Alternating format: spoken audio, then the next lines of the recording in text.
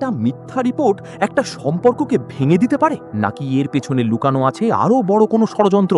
গরিব ঘরের রাজপুত্র নাটকের ২১ নম্বর পর্বে আমরা যেটা দেখলাম সেটা শুধু একটা গল্প না, এটা একটা মানুষের জীবন ভেঙে যাওয়ার শুরু। একদিকে মেঘলা যে নিজের সন্তানের পরিচয়ের জন্য মরিয়া হয়ে লড়ছে, আর একদিকে অনিক যে ডিএনএ রিপোর্টের উপর ভরসা করে নিজেরই সন্তানকে অস্বীকার করছে। কিন্তু প্রশ্নটা এখানেই, এই রিপোর্টটা কি সত্যি? কারণ অনিকের বন্ধুই তো বলল ডিএনএ টেস্ট ভুল হতেই পারে। তাহলে কি কেউ ইচ্ছা করে এই রিপোর্টটা বদলেছে? আর যদি বদলেই থাকে তাহলে কি, কেন? ২২ নম্বর পর্বে আমরা দেখতে পারি এই রহস্যটাই আস্তে আস্তে খুলতে শুরু করবে। এদিকে মেঘলার জীবনে নতুন এক মোড়, রাতুল যে সবকিছু জেনেও মেঘলাকে বিয়ে করতে চায়, শুধু ভালোবাসা থেকে, নাকি এর পিছনেও অন্য কোনো হিসাব আছে? কারণ একটা ডায়লগ খুব গুরুত্বপূর্ণ, সে বলেছে আমি সন্তানের বাবা হব, সবাইকে বলবো এই সন্তান আমার। এটা কি সত্যিকারের ভালোবাসা, নাকি সমাজকে ব্যবহার করে নিজের জায়গা তৈরি করার চেষ্টা? ২২ নম্বর পর্বে সম্ভবত আমরা দেখব মেঘলা এই প্রস্তাব সরাসরি প্রত্যাখ্যান করবে, কারণ সে স্পষ্ট বলেছে তার সন্তানের বাবা শুধু অনিকই। এই জায়গাটাই গল্পের সবচেয়ে শক্তিশালী অংশ।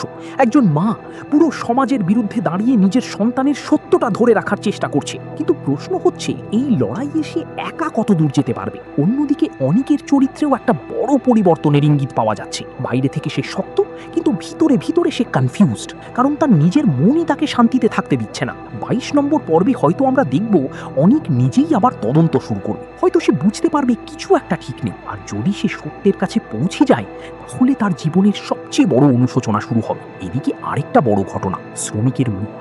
এই ঘটনাটা কিন্তু ছোট কিছু না, এটা সরাসরি অনিকের ব্যবসার উপর আঘাত। ২২ নম্বর পর্বে এই কেসটা বড় আকার নিতে পারে, পুলিশ, কোর্ট, মিডিয়া সবকিছু জড়িয়ে যেতে পারে। আর এখানে একটা টুইস্ট আসতে পারে, এই দুর্ঘটনাটা কি সত্যিই দুর্ঘটনা, নাকি এটা কেউ প্ল্যান করে করেছে অনিককে ফাঁসানোর জন্য? কারণ আগেই আমরা দেখেছি অনিকের বিরুদ্ধে মিথ্যা মামলা, ষড়যন্ত্র সবকিছু চলছে। মানে গল্পটা এখন দুইটা লাইনে ভাগ হয়ে গেছে, একটা পারিবারিক ট্র্যাজেডি আর একটা কর্পোরেট ষড়যন্ত্র।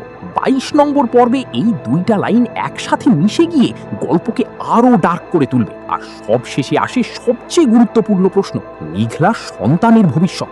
সে কি বাবার পরিচয় পাবে, নাকি সমাজের চোখে কলঙ্ক নিয়েই বড় হবে? ২২ নম্বর পর্বে হয়তো আমরা একটা বড় সিদ্ধান্ত দেখতে পারি, মেঘলা কি কোর্টে যাবে, নাকি সে নিজের মতো করেই লড়াই চালিয়ে যাবে? একটা জিনিস নিশ্চিত, এই গল্প এখন আর শুধু ভালোবাসার গল্প না, এটা এখন সত্য বনাম মিথ্যার যুদ্ধ। আর এই যুদ্ধে কি জিতবে সেটা জানার জন্য ২২ নম্বর পর্ব মিস করা মানে পুরো গল্পটাই মিস করা। তো তুমি কি মনে করো, ডিএনএ রিপোর্টটা সত্যি, নাকি এটা একটা সেটআপ? কমেন্টে তোমার মতামত জানাও, কারণ ২২ নম্বর পর্বেই সেই উত্তরটাই হয়তো আমরা পেতে যাচ্ছি।